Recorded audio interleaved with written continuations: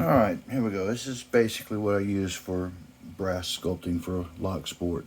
You'll see different things here and I'll explain them. I'll get to these here in a moment, as well as those.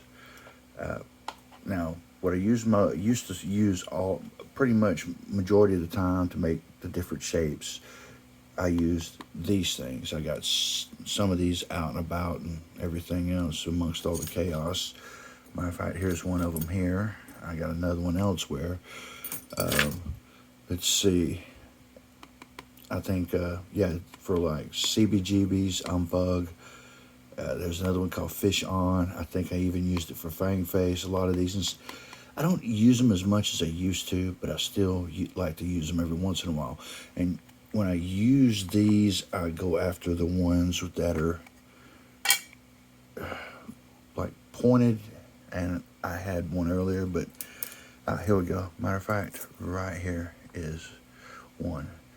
This one right here, I have that profile. I pretty much take my razor knife, get a serration going, and use it and work it and shape it pretty much however I want it. That's what I actually, that's pretty much the one I used a lot on a lot of those locks. Then as I got going, of course, I started out with a pair of just these from Harbor Freight. You can get them there. And I bought another pair of these. I also got these from Harbor Freight. And these I picked up from Home Depot or Lowe's. I forget which one. I didn't know when I had bought it, but the way how they were manufactured, they kind of twist. There's a little bit of an indentation. So if you want, you can actually round off quite well. Make basically, if you want to put like a round circle in a pen, you could do that with that. Let's see. Of course, I use these. I got a grinder, so what I'm probably going to do is I'm probably going to grind off both sides, make this a little bit more narrow, because it's kind of hard to find a file that's like this that is not as thick. But I'm going to look before I actually do that and butcher this nice file to make what I want it to do. Of course, I use coping blades. Right here is one of them. I got another one floating around here somewhere. Just had just a moment ago. Well, yeah, that's pretty much a stash of those. And oh yeah, right here in front of my face. If it was a rattlesnake, rattlesnake. All right, but anyways, yeah, I use these two. Also, Jigsaw Blades. This is pretty much what I mainly use now. Now, as you see these tap handles in the background, actually they recommended this along with the cutting oil with one of these.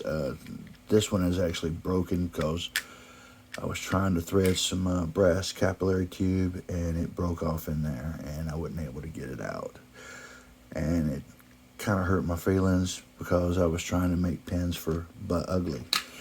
Well, I got another one, but the size of this one is not exactly the same size as that one that broke, even though it's a 1.2, well, the M1.2, and it's not exactly the same. It's actually smaller, which, manufacturing tolerances and everything else. Well,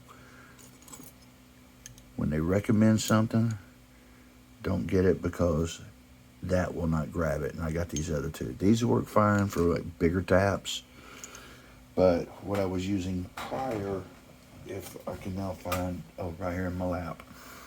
All right, is this one, the extended long handle. Only thing I don't like about it is the extended long handle. I've seen that there's some smaller ones that are the ratcheting like this, which will actually grab that tap, and you're able to use it. I'm thinking of, actually, I would like to see if it's like this one, but if not, then probably not going to worry about it. And like I said, with these little taps, these, when I make my rattlesnakes, I've got a bunch of these, for the simple reason the taps do break. They're made in India. I guess the metal is very subpar, but when you're threading wafers, they usually do a good job.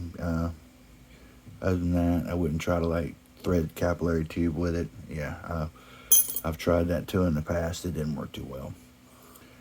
But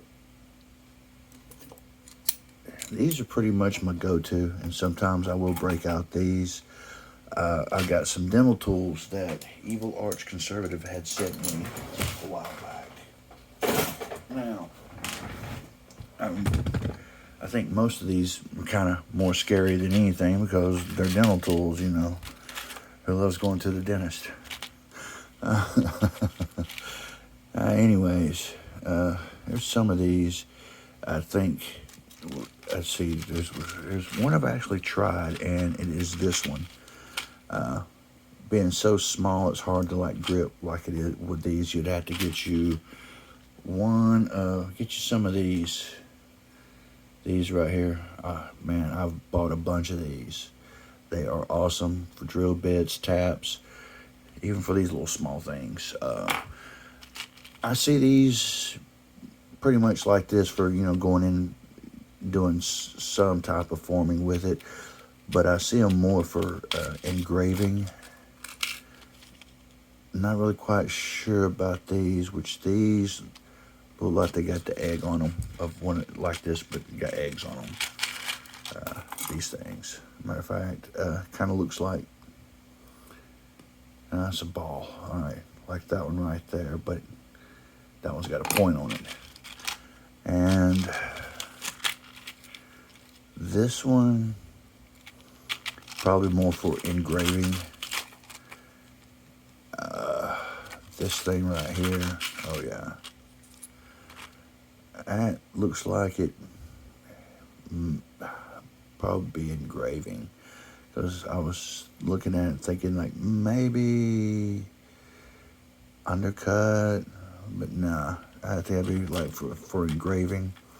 And I think the same with this one. Now, this one right here, I've looked at it, had some threads, and you'd have to, I don't know, I'd have to see how big this is real quick. Because I know I told her I was going to do a review.